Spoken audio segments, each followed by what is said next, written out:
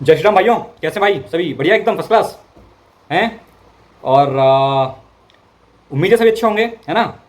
और क्या क्या चल रहा है लाइफ में, क्या क्या कर रहे हैं आजकल, बताएं कमेंट सेक्शन में, ठीक है? और अभी जो है आज मैं आपके लिए एक इंजीनियर मोहम्मद अली मिर्ज़ा का वीडियो लेकर के आया हूँ, ठीक है? उस वीडियो को जाकर के हम देखेंगे।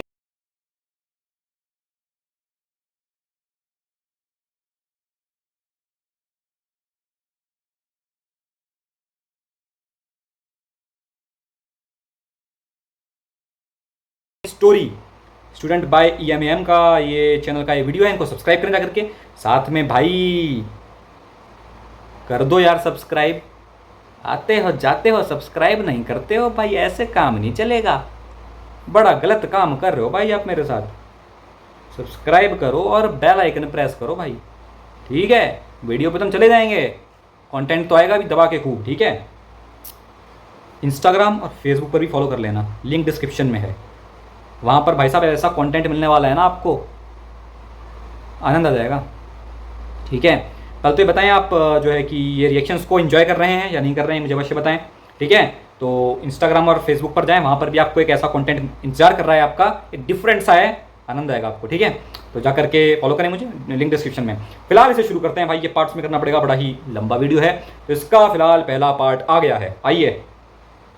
एक शख्स जो अरब के लोगों की आंखों का तारा है, जिसे सब लोग सर पे उठाए हुए हैं, सादिक और अमीन, सादिक और अमीन, उसकी मिसालें देते हैं, उसके फैसलों का एहतराम करते हैं, और वो उस खानदान से है जो खाना काबे का मतवल्ली भी है। उन्होंने ज्यादा से ज्यादा क्या सोचा होगा, मेरे साथ क्या कर लेंगे? ज्यादा मस्जिद में आने में बंदी लगा देंगे ना, मस्जिद नहीं जा पाओगे, शहर बदर कर देना, कत्ल के फतवे जारी कर देना, ये तो नबी अलैहिस्सलाम ने सोचा भी नहीं था। फतवे जारी हो जाएंगे भाई साहब।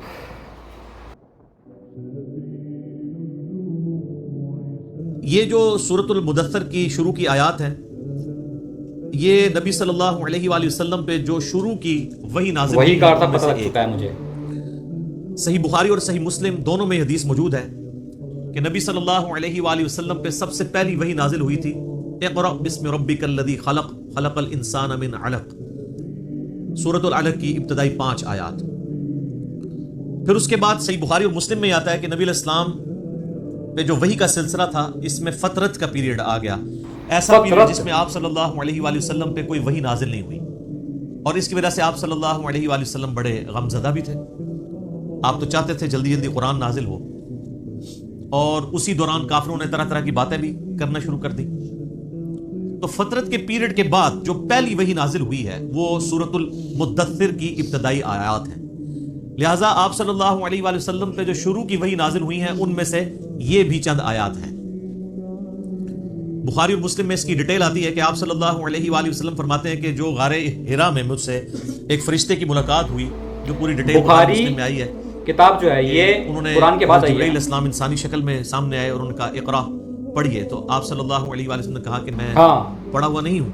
3 दफा ये रिपीट हुआ, और फिर जिब्रील ने आप सल्लल्लाहु अलैहि वसल्लम को अपने साथ सीने के साथ लगाया और फिर पढ़ाया, तो आप सल्लल्लाहु अलैहि वसल्लम ने ये आयात पढ़ी। बुखारी और मुस्लिम में ये हदीस मिलती है कि आप अलैहिस्सलाम फरमाते हैं कि गारे हिरा में जो मुझ पे फरिश्ता नाजिल हुआ था, फिर कुछ अरसा के लिए वो मुझ पर नाजिल नहीं हुआ, अल्लाह की आयात लेकर नहीं आया। तो एक दिन अचानक मैंने ये ऑब्जर्व किया कि मुझे कोई शख्स पुकार रहा है, तो जब मैंने निगाह उठाकर ऊपर देखा तो पूरे उफक के ऊपर वही फरिश्ता छाया हुआ था। अब ज़ाहिर है कि नबी अलैहिस्सलाम के ऊपर एक दहशत तारी होगी, एक इंसान के लिए तो ये बड़ा अजीबोगरीब मंजर है ना, कि जहां तक आपको मंजर नजर आ रहा है कि बंदा आपको ऊपर नजर आ रहा है और वो आपको पुकार रहा है। तो आप अलैहिस्सलाम, बुखारी मुस्लिम के अल्फाज हैं कि दहशत के मारे गिर पड़े, और फिर आप सल्लल्लाहु अलैहि वसल्लम वापस आए अपने घर और सैयदा खदीजा से कहा कि मुझे कंबल उड़ा दो। एक तो वो वाला वाकया बुखारी मुस्लिम में जो सूरतुल अलक़ की शुरू आयात में हुआ था, उसमें भी यही अल्फाज हैं, जिसमें फिर सैयदा खदीजा कहती हैं कि आप अपने रिश्तेदारों के साथ सिला रहमी करते हैं, आप मेहमान नवाजी करते हैं, आप गरीबों का बोझ उठाते हैं, आप लोगों का बड़ा ख्याल रखते हैं, अल्लाह ताला आपको तनहा नहीं छोड़ेगा। इस हदीस में ये अल्फाज हैं कि जब ये कंबल उड़ाया गया तो फिर अल्लाह ताला की तरफ से उस फरिश्ते ने निदा दी और ये आयत पढ़ी, या अय्युहल मुद्दस्सिर कुम फअंदिर व रब्बका फकब्बिर व थियाबका फतहिर। बिस्मिल्लाहिर रहमानिर रहीम, या अय्युहल मुद्दस्सिर, ए चादर में, ए कंबल में लिपटने वाले, कुम फअंदिर, अरबी आती है आपको? अरबी बताओ, उठ खड़े हो जाइए اور ڈر سنائیے. انذار تمام نبیوں کی دعوت کا مرکزی پوائنٹ ہوتا ہے. تبشیر بھی ہے لیکن وہ دوسرے نمبر پہ ہے. اس کے لیے جو دعوت قبول کر لے. جو مرکزی ٹاپک ہوتا ہے وہ انذار ہوتا ہے. انذار کہتے ہیں ڈر سنانا. انذار کہ تم خود سے پیدا نہیں ہوئے, تمہیں اللہ تبارک و تعالیٰ نے پیدا فرمایا ہے, اور اس اللہ نے مرنے کے بعد تم سے تمہارے اعمال کا حساب لینا ہے. تم جواب دہ ہو اپنے رب کو. قیامت کے دن اللہ کے حضور تمہاری پیشی ہے. اس کے لیے جو ٹرم بولی جاتی ہے شریعت میں, اس کو کہتے ہیں انذار. ذال انذار, ڈر سنانا. قرآن حکیم یعنی انذار کا لفظ تو قرآن کا پورا تانا بانا اس کے گرد گزرتا ہے. وَأُوحِيَ إِلَيَّ هَذَا الْقُرْآنُ لِأُنذِرَكُمْ بِهِ وَمَنْ بَلَغَ. سورۃ الانعام آیت نمبر 19. اے نبی علیہ السلام فرما دیجئے کہ قرآن مجھے اس لیے وحی کیا گیا, اس قرآن کے ذریعے میں تمہیں بھی ڈر سناؤں اور جس تک یہ دعوت پہنچے. تو یہاں پہ بھی ڈر سنانے کے لیے کہا جا رہا ہے کہ آپ دعوت و تبلیغ کا کام یعنی قیام النہار والا کام اعلانیہ شروع کر دیجئے. وَرَبَّكَ فَكَبِّرْ, اور اپنے رب کی بڑائی بیان کیجئے. یعنی بڑائی ایسی کہ جیسا حق ہے. ایک بڑائی تو اپنی زبان سے بیان کرنا ہے نا, وہ تو آپ دیکھ لیں ہماری اسلام کی جو عبادات سینٹرڈ اراؤنڈ جس کلمے کے ہیں نا وہ اللہ اکبر ہے. آپ جانور بھی ذبح کرتے ہیں تو کیا پڑھتے ہیں؟ بسم اللہ واللہ اکبر. صحیح مسلم میں تکبیرات موجود ہیں. پھر آپ عید کی جو تکبیرات ہیں جو صحابہ کرام سے نقل ہوئی ہیں, تابعین سے, مصنف ابن ابی شیبہ میں, اللہ اکبر لا الہ الا اللہ واللہ اکبر اللہ اکبر وللہ الحمد. پھر یہ بھی آئی ہیں اللہ اکبر کبیرہ والحمد للہ کثیرہ وسبحان اللہ بکرۃ واصیلہ. پھر سر جو آپ 5 وقت نماز پڑھتے ہیں, 17 فرض رکھتے پڑھتے ہیں, ہر رکعت میں جو انتقال ہے ایک رکن سے دوسرے رکن میں وہ تکبیر کے ساتھ ہے, سوائے رکوع سے اٹھتے وقت سمیع اللہ لمن حمدہ. باقی سب تکبیرات ہیں. 4 رکعت کی نماز کے اندر 22 تکبیرات آتی ہیں. 6 تکبیریں پہلی رکعت میں, 6 ہی تیسری میں, اور 5 تکبیرات دوسری رکعت میں, اور 5 ہی چوتھی. یعنی ایون رکھتے جو ہیں ان میں اللہ اکبر آتا ہے 5 دفعہ, اور جو آڈ رکھتے ہیں تاک رکھتے ہیں ان میں اللہ اکبر آتا ہے 6 دفعہ. 22 تکبیرات. تو آپ ذرا یہ دیکھ لیں, پھر باقی نمازوں کی ساری پھر سنتیں ملائیں تو سب اللہ اکبر ہی ہے. تو یہ تو کلمات ہیں کہ آپ نے اللہ کی بڑائی بیان کرنی ہے. بڑائی اللہ کے لیے ہے. ویسے ہم لفظی ترجمہ کر دیتے ہیں اللہ اکبر, اللہ سب سے بڑا ہے, یہ سمجھانے کے لیے ہوتا ہے. اصل اس کی جو اپروپریٹ ٹرانسلیشن اردو میں بنے گی وہ یہ ہے کہ تمام بڑائیاں, تمام بزرگیاں اللہ کے لیے. عموماً ہم جب اردو میں بڑائی کا لفظ بولتے ہیں نا کہ کوئی بڑا ہے, تو اس سے پھر ہمیں وہ ذرا سائز ذہن میں آنا شروع ہو جاتا ہے. اللہ تعالیٰ کے لیے تو اس طرح کی تمثیل نہیں ہے نا. لیس کمثلہ شیء وہو السمیع البصیر. اللہ کی مثل کوئی شے نہیں ہے, وہ سننے والا ہے, دیکھنے والا ہے. بڑائیاں, تمام طرح کی خوبیاں, بڑائیاں, بڑے سے بڑے آنر کا جو لفظ ہے, کوئی صفت ہے, وہ اللہ کے لیے خاص ہے. اسی کے تحت ہم یہ سمجھتے ہیں کہ اللہ تعالیٰ کو اگر کوئی شخص خدا کہہ کر یا گاڈ کہہ کر پکار لے تو یہ جائز ہے, کیونکہ کیپٹل جی سے جو گاڈ لکھا جاتا ہے انگلش میں, یہ اسی خدا کے لیے لکھا جاتا ہے جس کو سب مانتے ہیں. فارسی میں خدا کا لفظ اللہ کے لیے بولا جاتا ہے. لہٰذا یہ جو اہل حدیث نے ایک فتنہ کھڑا کیا ہوا ہے اسماء و صفات کا, اور وہ یہ کہتے ہیں یہ خدا کا لفظ بولنا یا گاڈ کا لفظ بولنا یا اللہ کے لیے کوئی بھگوان کا لفظ بول لے تو یہ کوئی اسماء و صفات کا مسئلہ بن جائے گا, یہ کوئی شرکیہ مسئلہ ہو جائے گا. تو یہ ان کے ایک ذہن کی آپ سمجھ لیں کمزوری ہے. ایسا نہیں ہے. قرآن عربی میں نازل ہوا ہے. قرآن سے پہلے جتنی کتابیں الہامی ہیں وہ تو دوسری زبانوں میں نازل ہوئی ہیں. وَإِن مِّن أُمَّةٍ إِلَّا خَلَا فِيهَا نَذِيرٌ. اللہ تعالیٰ فرماتا ہے کوئی ایسی امت نہیں گزری جس میں ہم نے کوئی نہ کوئی ڈر سنانے والا نہ بھیجا. تو ایک تکبیر تو ہے کہ آپ نے الفاظ بولنے ہیں, اور ایک تکبیر جو مشکل تکبیر ہے وہ دعوت و تبلیغ کا کام ہے کہ اللہ کی بڑائی بیان کرو جس طرح کے بیان کرنے کا حق ہے. دنیا پہ اللہ کی بڑائی قائم کر کے دکھائی ہے اللہ کے محبوب صلی اللہ علیہ وآلہ وسلم نے. یعنی وہ هو الذی ارسل رسولہ بالہدی ودین الحق لیظہرہ علی الدین کلہ ولو کرہ الکافرون ولو کرہ المشرکون. وہی اللہ ہے جس نے الہدا یعنی قرآن اور دین حق کے ساتھ اپنے پیغمبر کو مبعوث کیا تاکہ اسے تمام ادیان پر غالب کر دے, خواہ کافر اس کا برا مانے. مسند احمد میں حدیث ہے, نبی علیہ السلام فرمایا قیامت اس وقت تک قائم نہیں ہوگی جب تک کہ دنیا کے ہر گھر میں میرا پیغام نہ پہنچ جائے اور لوگ چاہتے ہوئے یا نہ چاہتے ہوئے اس دعوت کو قبول کر لیں. اچھا, یہ بات صحابہ کرام کو تو شاید سمجھ نہ آئی ہو کہ یہ کیسے پاسبل ہے کہ دنیا کے ہر گھر میں اتنا بڑا ڈیٹا کون رکھ سکتا ہے. لیکن سر آج یوٹیوب حفظہ اللہ دعوت دو بھائی, اسلام کے بارے میں کوئی اسٹڈی کرنا چاہے تو اس تک نہیں بات پہنچ سکتی. سوشل میڈیا ایک واقعہ ہوتا ہے پوری دنیا کے اندر وہ واقعہ پہنچ جاتا ہے. تو یہ ایک میڈیا کی برکت سے یہ ساری چیزیں. اور پھر جب یہ یعنی ایک مزید آگے معاملہ بڑھے گا تو پھر تو دعوت الحمدللہ گھر گھر تک پہنچے گی. تو اس رب کی بڑائی بیان کرو, ایک تو بولنے کے اعتبار سے, باقی پریکٹیکلی بھی اس کے لیے آپ اللہ تعالیٰ کے گواہ بن کر کھڑے ہو جائیں اور انسانیت کے اوپر حجت تمام کریں. جامعہ ترمذی میں ایک حدیث موجود ہے، دلائل النبوہ امام بیہقی کی کتاب میں موجود ہے صحیح سند کے ساتھ، اور مشکات المصابیح کی 3 جلد کے اندر بھی آپ کو مل جائے گی. سیدنا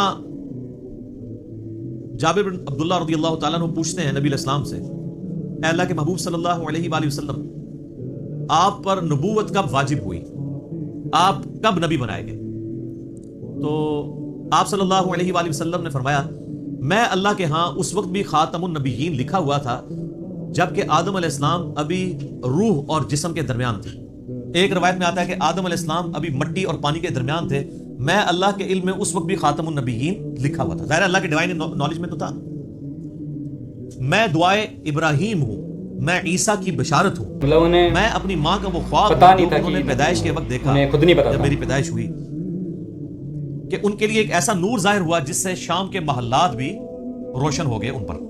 یعنی نبی علیہ السلام کی پیدائش کے وقت آپ علیہ السلام کی والدہ کو خواب کے ذریعے بشارت دی گئی کہ آپ سے جو بچہ پیدا ہونے والا ہے اس کی حکومت بالآخر رومن امپائر کے اوپر بھی حاوی ہو جائے گی. اور پھر لوگوں نے دیکھا. تو لیکن یہ جو ہم جس نبوت کے یعنی مبعوث ہونے کا ذکر کر رہے ہیں وہ نبی علیہ السلام کی مبارک زندگی کے 40ویں سال کے بعد کا معاملہ ہے.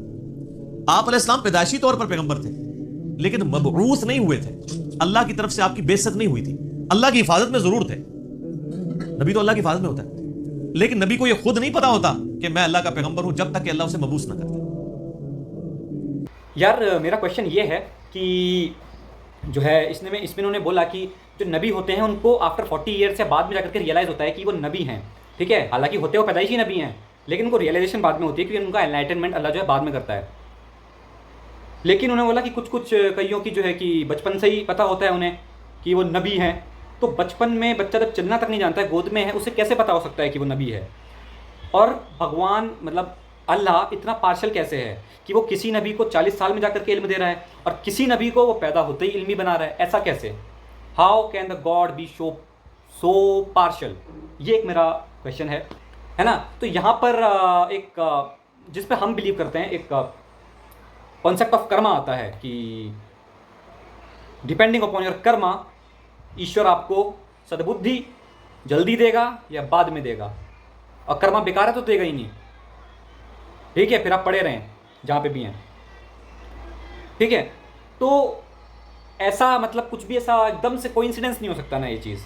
اس کا کوئی پرٹیکولر آنسر دے مجھے آپ کمنٹ سیکشن میں کہ ایسا کیوں ہے کہ کئی نبیوں کو جو ہے کہ بچپن سے پتہ ہوتا ہے پیدا ہوتے ہی کہ وہ نبی ہیں اور کئیوں کو نہیں پتہ ہوتا ہے. تو یہ ایسا کیوں؟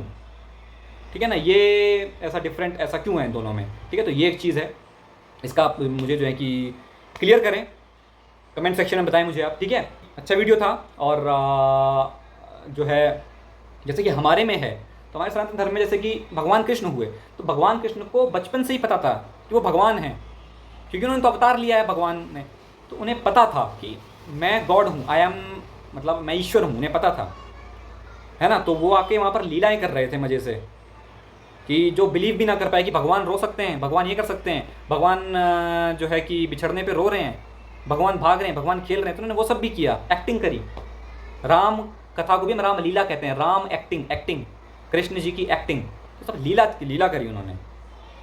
ٹھیک ہے، جانتے تو بچپن میں ہی جب وہ گھٹنوں چلتے تھے نا تبھی انہوں نے اپنا منہ کھول کے پورا برہمانڈ پورا ملٹی ورس اپنے منہ کے اندر دکھا دیا تھا.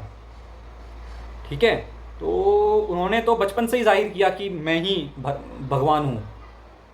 ٹھیک ہے، انہوں نے تو بچپن سے ہی اپنی چیزیں بتائی کہ بھگوان کوئی نہیں ہے، بس میں ہی ہوں، میری پوجا کرو. تو یہ چیز تو انہوں نے بتائی. ٹھیک ہے، باقی جو ہے یہ تو ایک الگ کانسیپٹ ہو گیا. تو میں سیدھا بھگوان کی بات کر رہا ہوں. اگر میں بات کروں پیغمبر کی تو پیغمبر میں اتنی پارشلٹی کیوں ہے کہ اس کو پتہ ہے اور اس کو نہیں پتہ ہے؟ ایسا کیسے مطلب ہو سکتا ہے؟ یہ تو کرما کے اکارڈنگ، کرما کے سدھانت پر اگر ہم جائیں تبھی یہ چیز پاسبل ہوتی ہے، جو ہم لوگ بھی کہتے ہیں کہ کوئی فزیکلی ڈسیبلڈ جنم لے رہا ہے، کوئی جنم سے ہی چاندی کی چمچ لے کے پیدا ہوا ہے. تو ایسا پارشلٹی کیوں ہے؟ یہ ایک میرا کوشچن ہے، اس کا آپ جواب دیجیے گا، ہے نا. باقی جو ہے کہ ملیں گے پھر اگلی ویڈیو میں. اگلی ویڈیو کیا، اس کے پارٹ 2 میں ملتے ہیں. باقی بنے رہیں آپ میرے ساتھ، چینل کو کر لیں سبسکرائب، بیل آئکن پریس کر لیں، اور سوشل میڈیا انسٹا اور فیس بک پر فالو کریں, ایک کمال کا کانٹینٹ وہاں پر آپ کا انتظار کر رہا ہے. تو ملتے ہیں پارٹ 2 میں, تب تک کے لیے جے سیا رام.